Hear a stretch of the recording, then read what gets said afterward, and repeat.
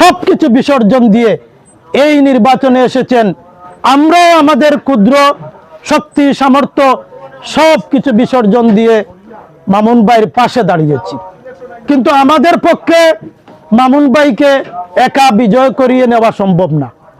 যদি এই আম জনতাকে আমরা সংগঠিত না করতে পারি, আপনাদের সহযোগিতা যদি আমরা না পাই, অতীতে আমরা দেখেছি 1 নম্বর ইউনিয়ন যেদিকে মানে যায় সবাই ওই দিকে ঝুঁকে।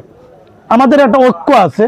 দোনা অঞ্চল, লোহাদুরি অঞ্চল, বিগত ইউনিয়ন পরিষদ নির্বাচন, উপজেলা নির্বাচন, আমরা এখনো আমাদের মুরব্বিয়ানদেরকে আমরা যথেষ্ট সম্মান করি।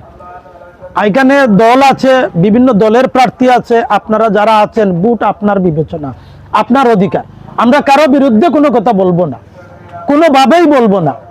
যারা বিভিন্ন দল থেকে দলীয় প্রার্থী হিসাবে এসেছেন, তাদের যোগ্যতা আছে, তারাও আমাদের এলাকার বরেণ্য ব্যক্তি, গুণী ব্যক্তি।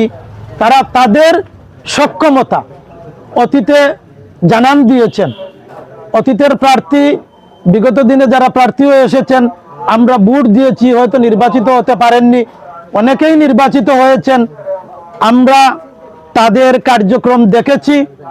সেই বিবেচনায় ভোট আপনার মূল্যবান আমানত।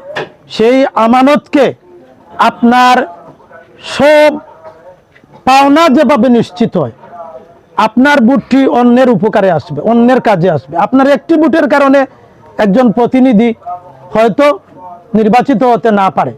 সেই বিবেচনায় রেখে আপনারা আপনাদের মূল্যবান ভোট প্রদান করবেন এবং আপনার মূল্যবান চিন্তাধারার মাধ্যমে অন্য ভাই বোনদেরকে যথাযথভাবে উন্নয়নের পক্ষে, অধিকার বঞ্চিত মানুষের পক্ষে ভোটদানের আহ্বান রাখছি। এবং আমরা পরবর্তীতে আমাদের আমজনতার প্রার্থী মামুনুর রশিদ নির্বাচনের শিডিউল ঘোষণা হলে প্রচারণার কাজে উনি অবশ্যই আসবেন, আপনাদের সাথে দেখা হবে।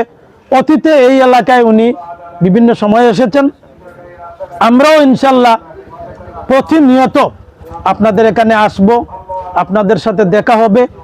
এবং এই সেন্টারের আমরা একটি সেন্টার কমিটি সর্বসাধারণকে নিয়ে যাতে সুন্দর সুষ্ঠুভাবে নির্বাচন পরিচালনা হয়, আমরা আপনাদের মতামতের ভিত্তিতে এটা সেন্টার কমিটি করব।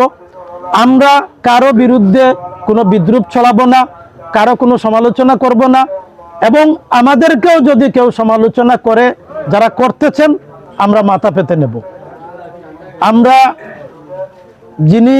যারা গীবত করতেছেন, যারা কুৎস রটাইতেছেন, সেটা অবশ্যই এর উত্তম সাজা ওনারা অবশ্যই পাবেন।